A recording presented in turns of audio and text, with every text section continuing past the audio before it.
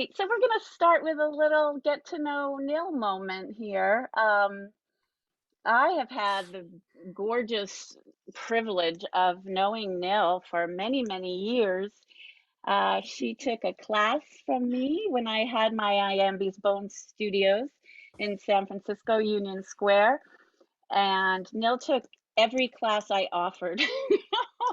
And she was the pipeline. Everyone had to take class. So she's been a big cheerleader for me, and she's an amazing, soulful, intuitive, lovely person that just blesses all of our lives with her work. And she's not just a writer. She's a intuitive person. She teaches intuition, and she does energy healing. And I would just like you to take over, Neil, and tell everybody what you would like them to know about you. I would first like to say thank you to everyone for coming, taking your precious 1 hour of a precious Sunday for this. Delighted to have you here. And all my memoir class friends, thank you so much. These stories you're gonna hear, you worked on them with me, and Nancy really worked on them, like really getting into them with me as well in another little workshop she and I have. And thank you so much for being here and all your contributions to all the things that you're gonna hear. Great. Well, that's a perfect segue into my first question. Where do you get your inspiration? Where's your muse? Where does your muse come from, and what does it call you to? My muse, a lot of times my muse is Suze. And when she's not around, when she hasn't left me with another brilliant prompt to ponder about, then my muse is those quiet times. Nancy knows really well about these quiet times. Nancy is an expert in working with introverts and helping introverts do self-promotion. And I cannot do self-promotion. And I look like I'm an extrovert, but I'm a very much of, like, really, I thrive in the quietness, the solitude. So I think inspiration comes in solitude and quietness. Yeah. And you're originally from Turkey. You do want to tell us a little bit about how being from Turkey, how that affects your work? Being from somewhere else in general, I think it can make writing richer, and it can also make it confusing. Yeah, it can get kind of confusing sometimes, because I write something and then I think, but okay, hold on, I need to explain what this is, otherwise people will not know this is a very Turkish thing. But it can also make it really rich too. It does make it rich. And for those of us who are born in the United States and speak one language, and it's beautiful to enter into your world. It's gorgeous writing, and we love that. So what are you working on right now? Where are you putting your energy? Your lovely prompts every time that you leave us with, that's always something in the back of my mind. But for some reason, I'm also I'm not a procrastinator, but with memoir class, I tend to wait till the whole inspiration comes together on a Wednesday night. Then I'm writing for the Thursday class. Yeah, and Nancy and I have a review session on Tuesday, so I have submission deadline for her tomorrow. I don't know what I'm gonna write, so I guess I'm gonna write on that tonight. Yeah. And when you first came to the class, you wanted to write for a book that you're doing. Oh, your yes, memoir yes. was part of it. That's right. Yeah, you mean the bigger project. The bigger Yes. project is that there's a book or more than one book in all of us. So it's that book. And sometimes, in one writing community, they tell us you need to first write the book before the book. So maybe that is the book before the book, but I'm writing on teaching intuition, and I hope it would become something like a handbook, so that people can just take that book and learn and don't even need to take lessons with me. It's just about scaling the teaching. And because that's not my teaching, I feel like I'm channeling a lot of things and I want to put it out there. Mm-hmm. And where does memoir come into this? I hope to have a chapter on this is my story. Mm-hmm. And you do. So that's lovely. Well, thank you, Nil. And it's beautiful to have you here. And I am going to stop pestering you and ask you to read for us.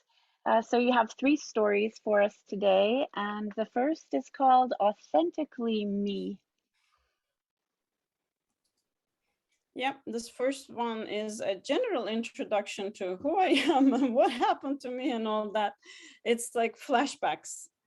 And then I go into the next story is going to be about how I came to the US, my first week in the US. And then the last one is going back to my childhood and bringing some more of flashbacks, what it was like back then. Mm-hmm. Great. Take it away. Okay. Oh, and I may get teary sometimes, so I'll try to still stay with the reading, but I may pause and just bear with me. Thank you. We will. We welcome all emotion here. Thank you. Authentically me. I see myself in Istanbul, carefully walking up the icy stairs towards our apartment entrance lit by the street lamp.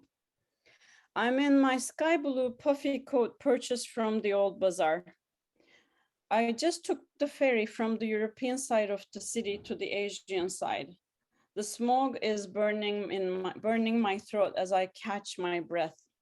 I just walked home from the ferry terminal instead of taking the dolmuş, an efficient mode of public transportation that involves cut in the middle and elongated mid-century American cars that fit 8 people inside.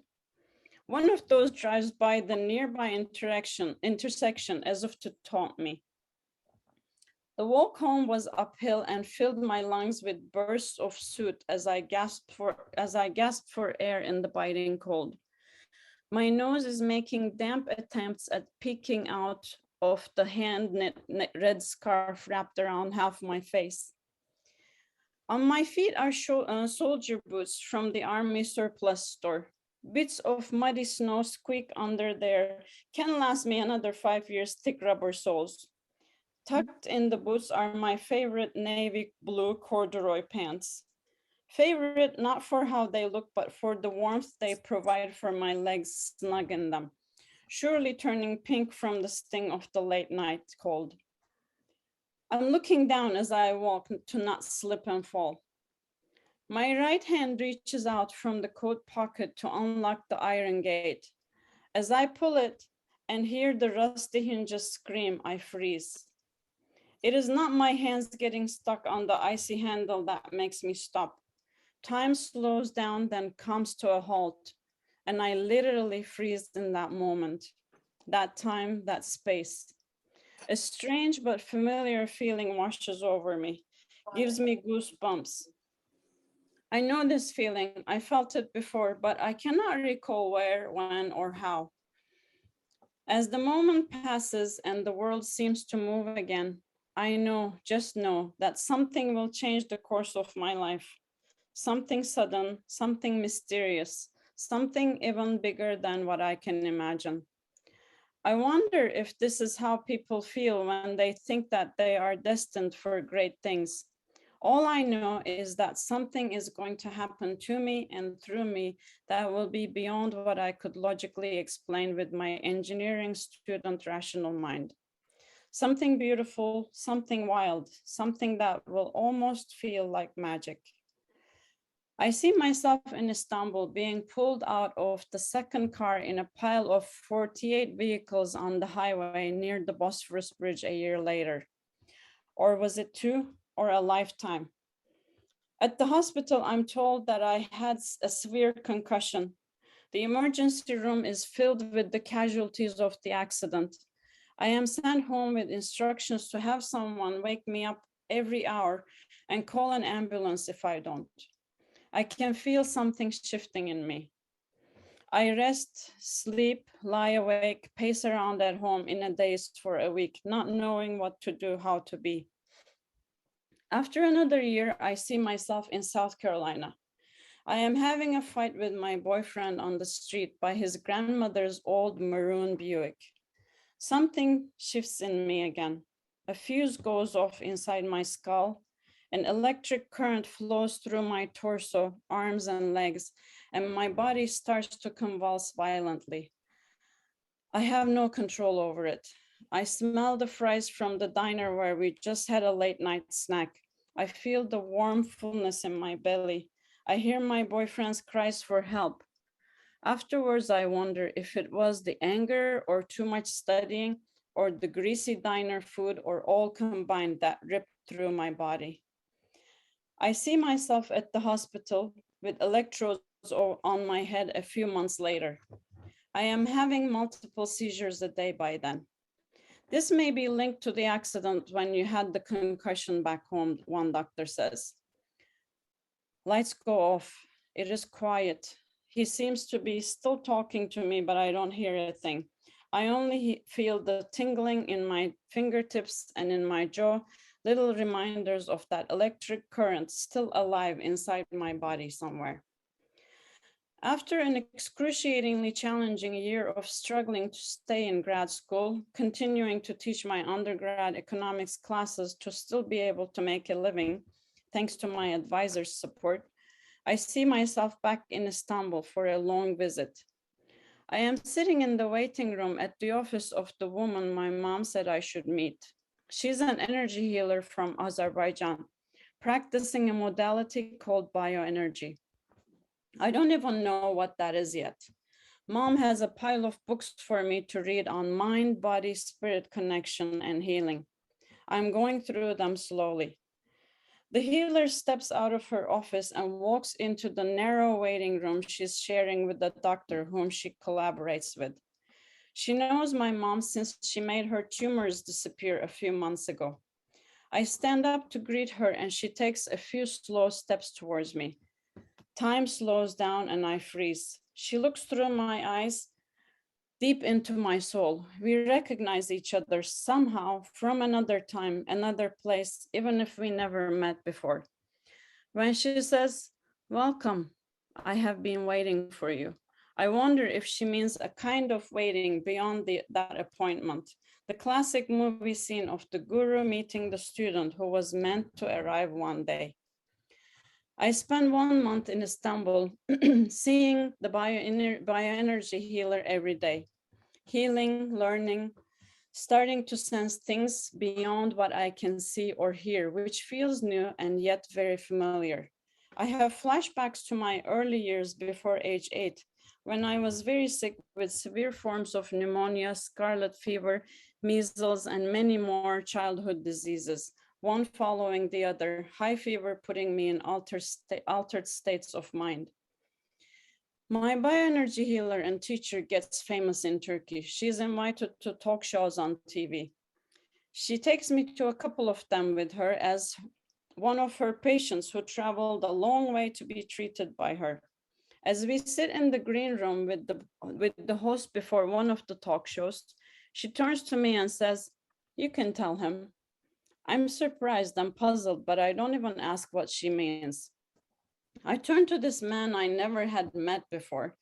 never met before, and start telling him about his personality traits, how these fit into his relationships with his family, and the woman he's about to marry, and what he can do about all these and more. Flabbergasted, he confirms what I say and bombards me with questions. I look at my teacher and she gives me a go-ahead nod. As I tell the talk show host about his character and his life in that room at the TV station, I feel strangely, authentically, truly myself, as if I just came home to myself. I hear something inside me say, "Welcome, I have been waiting for you." Lovely, Nil. Thank you so much. And if Thank you're you. just joining us, we're with the lovely Nil Demircubuk, and she is going to be reading her next story for us. Okay, so next story is Southern Hospitality, which is about my first week in the US. I can hear my brain sizzling inside my skull and smell the smoke coming out of my ears as I keep walking under the relentless South Carolina August sun. I am dragging my suitcase, which feels as heavy as it would be if I were hiding a body in it. I'm thousands of miles away from home, and for the time being, I'm homeless in this new land. I'm also about to be shoeless as the swamp of the melting asphalt eats up bits of the rubber soles of my only pair of summer shoes. Every step feels heavier and harder than the one before, the rubber stretching like chewing gum as I lift my feet up. It is mid-afternoon and I have been walking since the morning. I'm not prepared for how hard it is to find a decent rental room within my budget here. I barely scraped the funds together to get my flight, and now it looks more and more hopeless to find a room that I can afford. Maybe I should have taken that room I just ran away from after fleas leapt at me from the bed. I'm not a quitter, but this time I really feel like giving up and what? I don't even have the money to buy a ticket to fly back home. I take deep breaths and repeat to myself, I can do this. I will do this. Angels, please help me. Just then, a sign from above appears. It is a billboard announcing the almost completion of new condom. What? Condominiums? I pull out my mini pocket dictionary. Aha, it means a building or complex of buildings containing individually owned apartments. Would any of them have a rental room, I wonder? I cannot see any phone booths to call, to call and ask, so I walk in the direction suggested by the billboard towards the land of promises. I arrive dripping in sweat, out of breath, and covered in sticky dust, which forms a cracking crust of days-old cake frosting on me. The condominiums look picture perfect. I ask everyone I see if they know any vacancies, if they know of any vacancies. A young man with beads of sweat rolling down from under his yellow hard hat tells me that Ms. Laura, who is inspecting her unit at this very moment, may have an opening. I leave my suitcase and dash up the stairs to Unit 303 in an unbreakable record time. Miss Laura has well-coiffed platinum blonde hair, an animal print handbag, and light green chic summer dress on. She beams at me and speaks in a charming southern drawl. What can I do for you, young lady? You seem to be in a rush. Still catching my breath, I string the words together as quickly as I climb the stairs. Hello, ma'am. My name is Nil. I just arrived here yesterday for graduate school. It's my first time in this country. I have been walking all day looking for a room. I hear that you might have a room to rent. I know I look like a mess right now, but I'm very neat and clean. Do you have a room to rent? She cackles at my enthusiasm and responds, why, yes, of course, Miss Nil. I jump up and clap my hands. I love this clearly big-hearted, wonderful lady. I want to give her a big, huge hug, but decide not to while I'm so mucky. Then reality sets in. I brace myself and ask Miss Laura the inevitable question. I feel deflated when I hear how much the rent is. It is way over my budget. Miss Laura looks me straight in the eye for a few moments, trying to hear what I'm not saying. She tilts her head to the side and asks, how much can you pay, hon? I tell her and add, that is if I squeeze every penny. Miss Laura takes a deep breath and a few more moments and says, all right, hon, I reckon you're telling me the truth. I like you. I like how you came here all by yourself, and you understand my southern accent perfectly well, even if you just got here. You know what? I'll give you a discount. You just promise me that you won't tell the other tenants about our special agreement. Promise? I almost scream with delight. Yes, ma'am. Yes, of course, I promise. Miss Laura shows me which room would be mine and breaks the bad news cheerfully. This room is all yours in just 5 days. My happy balloon bursts again.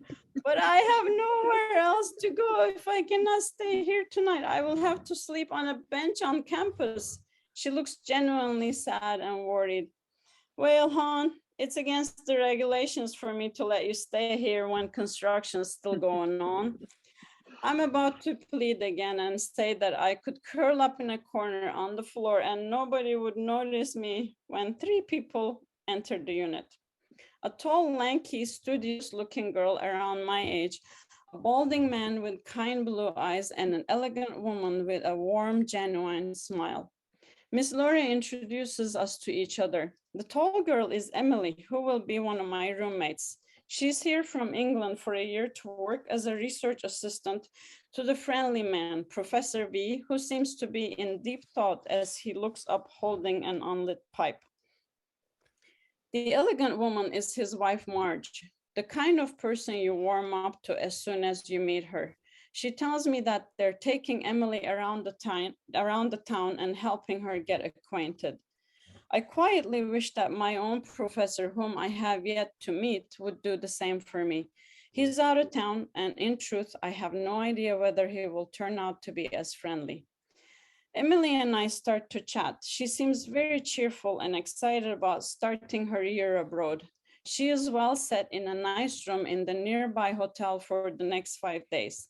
She asks me where I would stay until the rooms are ready and asks if I want to stay at the same hotel.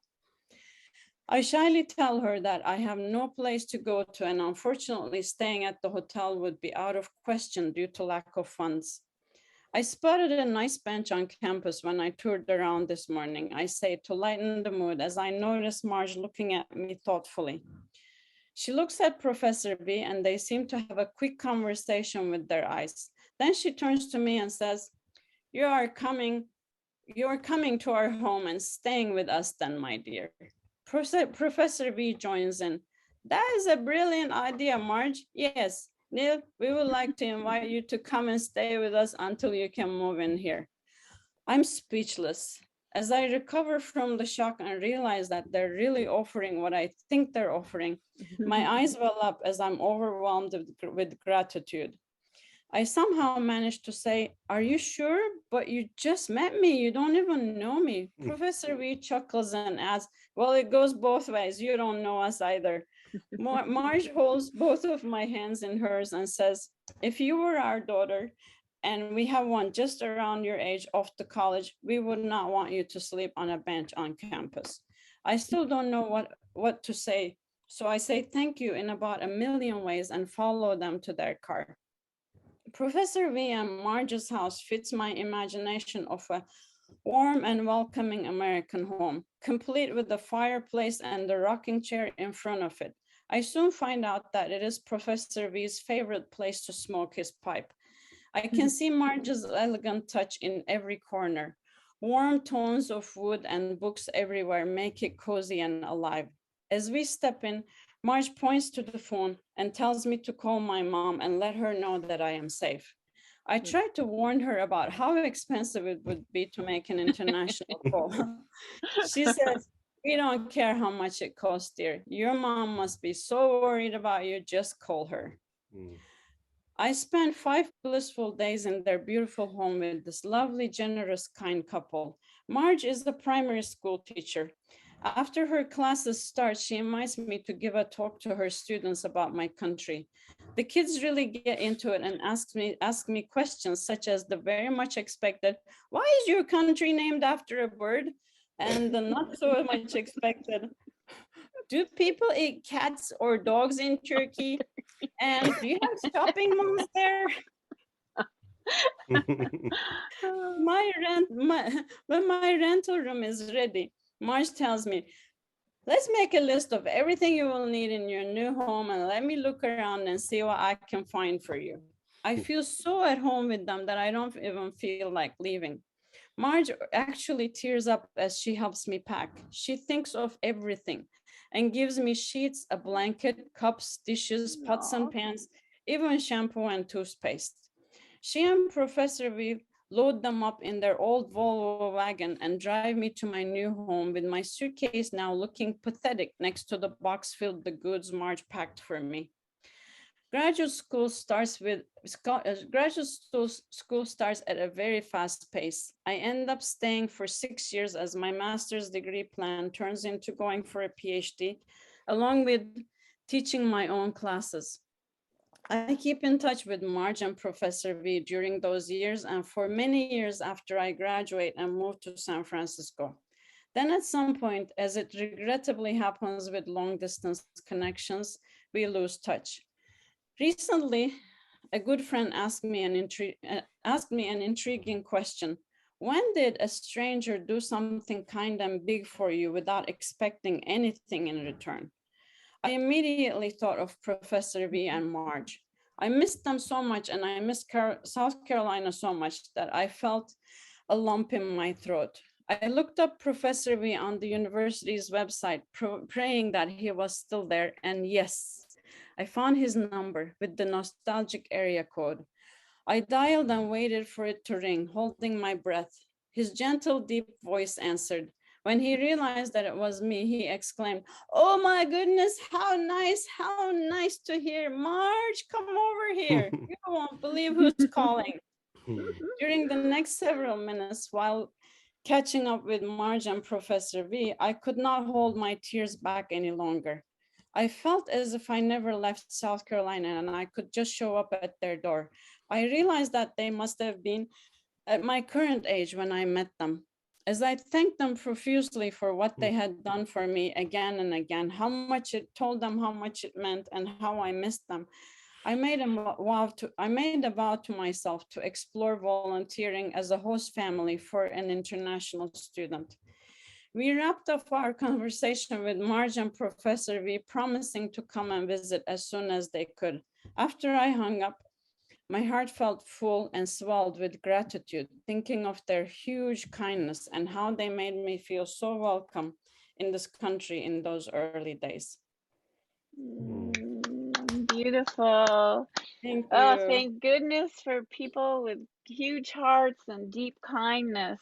And Thank you. lovely, lovely. And for those of you who are just joining us, welcome to Memoir Church. Can I get an amen? No, I'm kidding.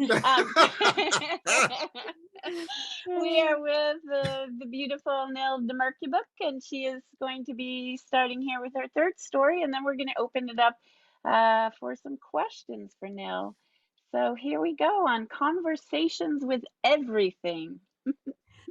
Before I go into that story, I just wanted to add a note about the story I just read about Southern hospitality, how lovely people in the South, in South Carolina, in Clemson were to me. And actually this story was read on Marin Public Radio right around the time, in around September 2020, right around the time all those horrible things were happening in our country, all the discrimination and stupidity and violence and all of that. Yeah.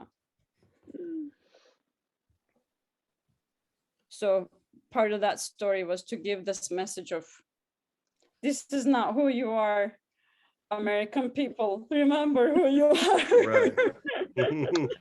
Yes. Amen. You're the Marges and Professor V's of the world. Be them, hold them. Yes. Yeah. Thank you for the reminder, Nil. Thank you. Okay, the last story, going back, visiting my childhood here a bit. Conversations with everything. I love having conversations with everything. I started to speak very early in my life, and I have been talking with everything ever since. What I mean by talking is not your usual audible daily conversations with people. I have those sometimes too, but my communication mostly involves inner chats, dialogues with myself, with the divine creative force or the universe, whichever way you like to think of it, and everything else that you can imagine.